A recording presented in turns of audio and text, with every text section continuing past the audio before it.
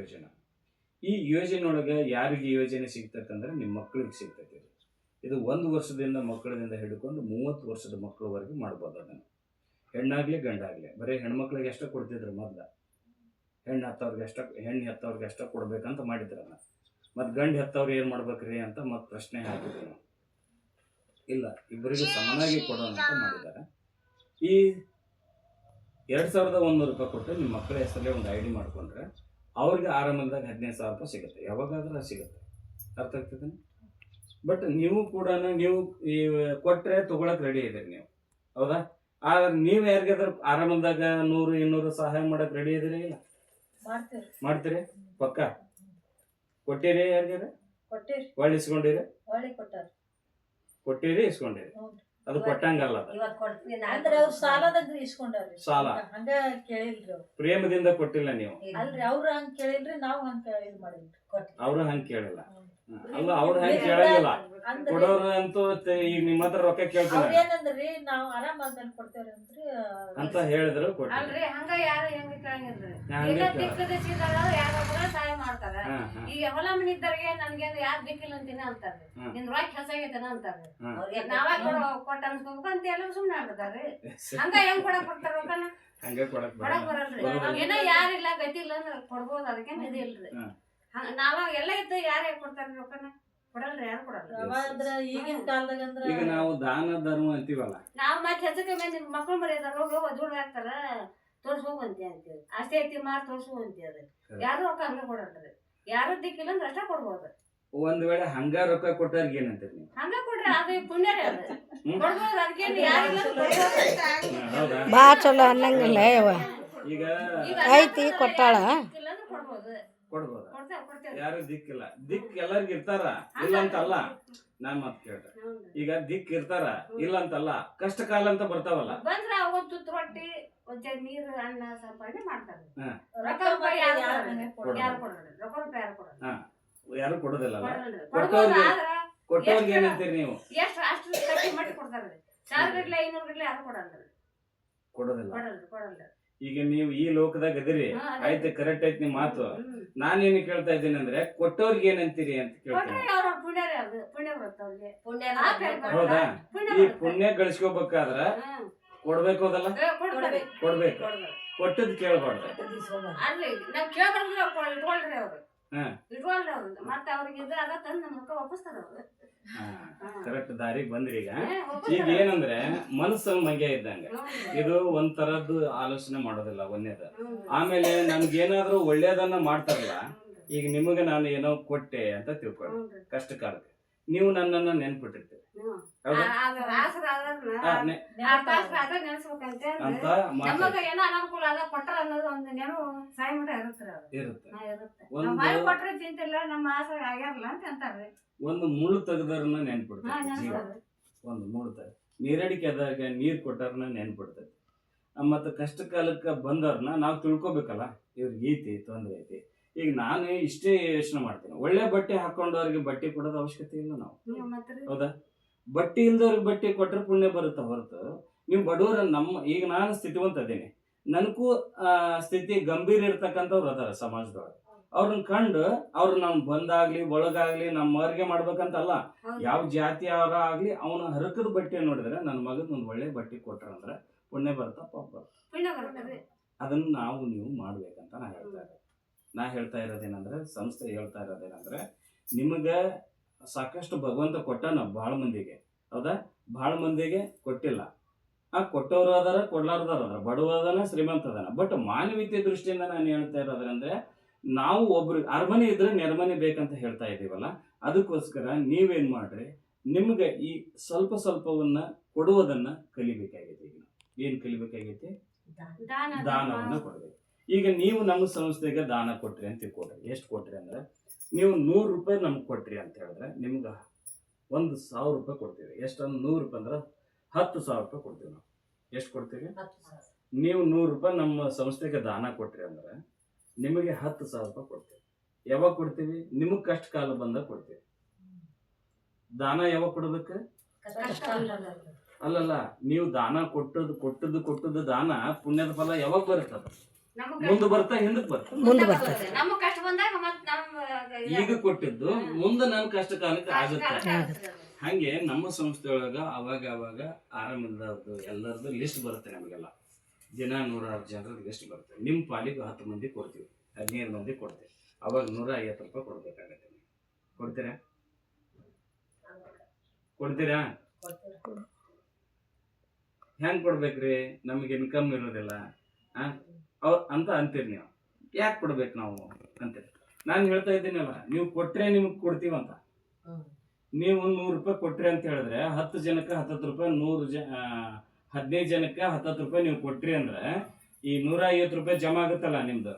ಜಮಾ ಇಂಥವ್ರು ಕೊಟ್ಟಾರ, ಲಕ್ಷ್ಮಿ ಅವ್ರು ಕೊಟ್ಟಾರ ಅಂತ ಹೇಳ್ತೀವಿ, ನಾವು ತೋರಿಸ್ತೀವಿ. ನೀವು ಇಲ್ಲಿವರೆಗೂ ಯಾರ್ಯಾರಿಗೆ ದಾನ ಮಾಡಿರಿ ನೀವೇನ್ ಲೆಕ್ಕ ಇಟ್ಟಿರ? ಈಗ ನೀವು ಕೊಡೋ ದಾನ ಲೆಕ್ಕ ಇರುತ್ತೆ ನಮ್ಮಲ್ಲಿ.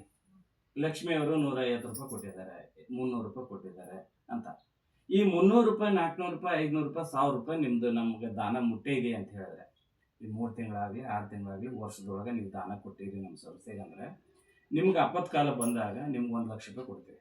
ಎಷ್ಟು ಕೊಡ್ತೀವಿ? 1 ಲಕ್ಷ ರೂಪಾಯಿ ವಾಪಸ್ 1 ರೂಪಾಯಿನ ಕಟ್ ಅಂತ ಕೇಳೋದು. ಚಲೋ ಆಗುತ್ತೆ? ಮಾಡ್ಬೇಕೆ ಮಾಡ್ಬೇಡ ದಾನ?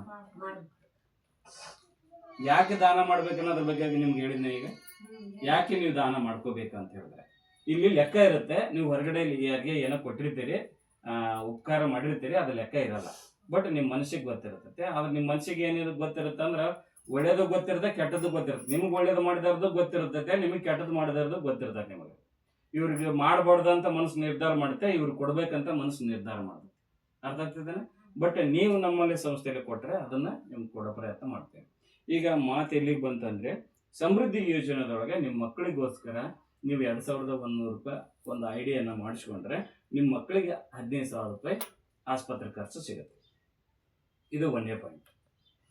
2ನೇ ಪಾಯಿಂಟ್ ಏನಂದ್ರೆ, ನಿಮ್ಮ ಮಕ್ಕಳಿಗೋಸ್ಕರ ನಿಮ್ಮ ಸಣ್ಣ ಪುಟ್ಟ ಖರ್ಚು ಇರ್ತಾವಲ್ಲ ಮಕ್ಕಳು, ಅಭ್ಯಾಸ ಅಂತ 2 ಕೊಡ್ರಿ, ಜಮಾ ಅಂತ 2 ಕೊಡ್ರಿ. 2600 ರೂಪಾಯಿ ಪ್ರತಿ ತಿಂಗಳ ಕೊಡ್ತೈತೆ ನಮ್ಮ ಸಂಸ್ಥೆ. ಎಷ್ಟು ಕೊಡ್ತೈತಿ? 2600 ಪ್ರತಿ ತಿಂಗಳ 2600 ರೂಪಾಯಿ ನಿಮ್ಮ ಮಗನ ಹೆಸರಲ್ಲೇ ಕೊಡ್ತೈತೆ, ಮಗಳ ಹೆಸರಲ್ಲೇ ಕೊಡ್ತೈತೆ. ಆ ಕೊಟ್ಟಾಗ 10 ತಿಂಗಳ ಕೊಡ್ತೈತೆ. ಈ 2600 ರೂಪಾಯಿ ಕೊಟ್ಟ ತಕ್ಷಣ ನೀವೇನ್ ಮಾಡ್ಬೇಕು? ತಕ್ಕೊಳಕ್ ಹೋಗ್ತೀರ. ಅವಾಗ ನೀವು 150 ರೂಪಾಯಿ ದಾನ ಕೊಡ್ರಿ ಅಂತ ಹೇಳ್ತೈತ. ದಾನ ಕೊಟ್ಟ ಮೇಲೆ ನಿಮ್ಗೆ ಅದು ದುಡ್ಡು ಬರ್ತೈತೆ. ಆಮೇಲೆ ಜೊತೆಗೆ ಈಗೇನು ಹೇಳಿದ್ವಲ್ಲ ನಾವೆಲ್ಲ ನಿಮ್ಗೆ, ಜೀವನ ದಾನ ಬಗ್ಗೆ, ಸಮೃದ್ಧಿ ಯೋಜನೆ ಬಗ್ಗೆ ಬೇರೆಯವರಿಗೆ ನೀವು ಹೇಳ್ಬೇಕೆ? ಹೇಳ್ಬೇಕು. ಅವ್ರನ್ನ ಹೇಳಿಸಿ ಒಂದು ಐಡಿ ಮಾಡಿಸಿದ್ರೆ ನೀವು 2600 ರೂಪಾಯಿ ತಕ್ಕೋಬಹುದು. ಹೌದಾ? ಒಳ್ಳೆ ಕೆಲಸ ಮಾಡ್ಬೇಕು. ಈಗ ನಿಮ್ಗೆ ಒಳ್ಳೇದಾಗ್ತಾ ಇದೆ, ಕೇಳಿಸ್ಕೊಂಡ್ರಿ, ಮಾಡ್ಕೊಂಡ್ರಿ, ಹೌದಾ? ಬೇರೆಯವ್ರಿಗೆ ಕರೆದು ಬರ್ರಿ ಮಾಡೋಣ ಅಂತ ಕರಿಬೇಕು.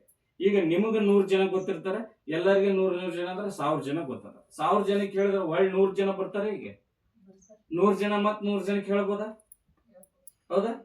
ಹೇಳಲೇಬೇಕು, ಮಾಡ್ಲೇಬೇಕು. ಇದನ್ನ ಮಾಡ್ಬೇಕು. ಮಾಡಿದ್ರೆ ಬೆಸ್ಟ್, ಮಾಡ್ಲಿಲ್ಲ ಅಂದ್ರೆ ನೆಕ್ಸ್ಟ್. ಅದರಿಂದ ಏನು, ಈಗ ಬಂದು ಒಳ್ಳೆ ವಿಚಾರನ ಕೇಳ್ಕೊಂಡ್ರೆ ಇದನ್ನ ತಿಳ್ಕೊಂಡು ನಡ್ಕೋಬೇಕಾ, ಏನು ಇಲ್ಲಿ ಕೈ ಬಿಟ್ಬಿಡ್ಬೇಕಾ? ವಸೂಲಿ ದಾಟ ಹೌದಾ?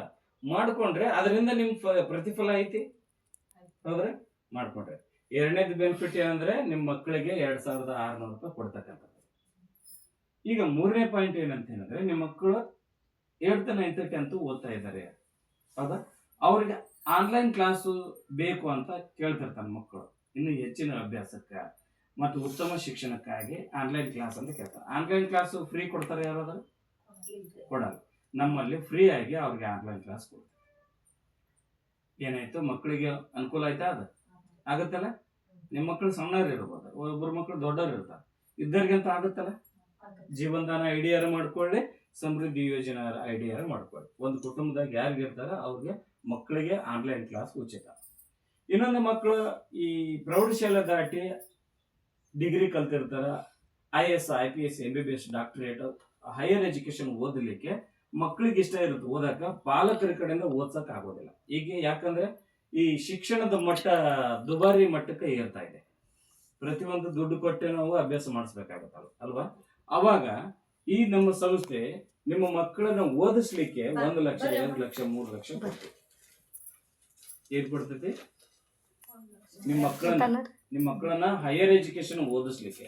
ಅವ್ರು ಜಾಣ್ರಿದ್ದಾಗ ಓದಕ್ಕೆ ಇಷ್ಟಪಡ್ತಾರೆ, ದಡ್ರಿದ್ದಾಗ ಸಾಕ್ ಬಿಡು ಅಂತಾರ ಅಲ್ವಾ? ಜಾಣ್ರಿಗೆ ನಾ ಮತ್ತೆ ಹೇಳ್ತಾ ಇರೋದು ನಾನು, ಓದಕ್ಕೆ ಅಭಿಲಾಷ್ ಇದ್ದವ್ರಿಗೆ, ಇಚ್ಛೆ ಇರೋರಿಗೆ ಓದಿಸ್ಬೇಕಾದ್ರೆ ಇಚ್ಛೆ ಇರ್ಲಾರ್ದವ್ರಿಗೆ ಓದಿಸ್ಬೇಕು. ಹೌದಾ? ನನ್ನ ಮಗಳು 95, 99 ಬಂದಾಳ. ನನಗೆ ದಿಢೀರ್ನ 2 ಲಕ್ಷ ರೂಪಾಯಿ ಕೊಟ್ಟ ಒಂದು ಒಳ್ಳೆ ಅಡ್ಮಿಷನ್ ತಗೊಳಕ್ ಆಗತ್ತಾ?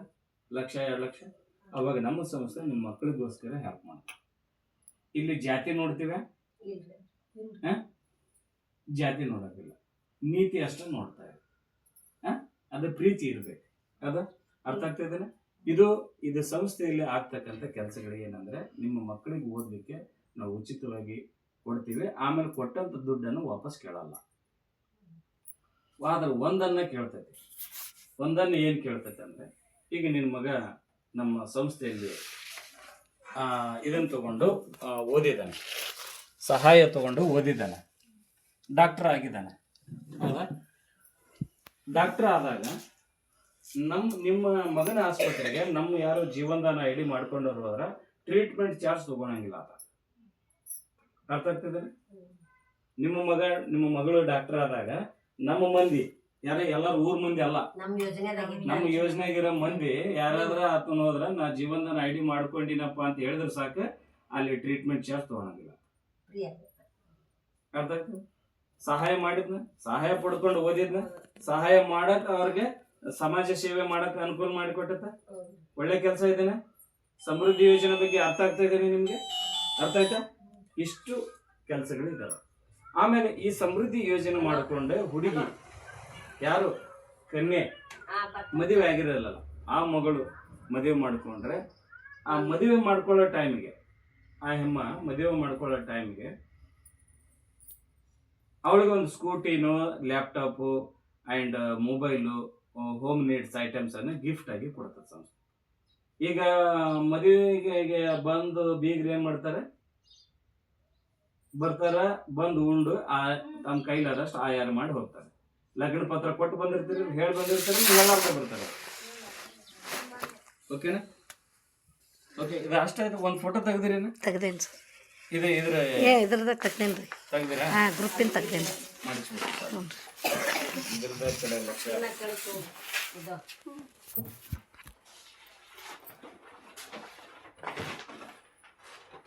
ತೆಗೆದ್ಬಿಟ್ರು.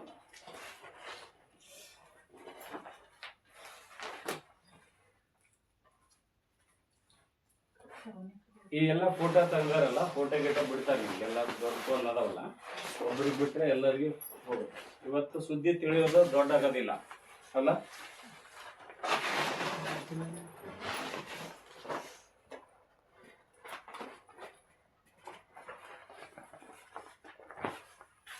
ಅದು ಮಣಿ ಆದ್ರೆ ಚೆನ್ನಾಗಿರೋದು. ಇಲ್ಲ ಇಲ್ಲಿ ಕಟ್ಟಕ್ ಬರ್ತಾನೆ ನೋಡ್ರಿ, ಅಲ್ಲಿ ಕಟ್ಟ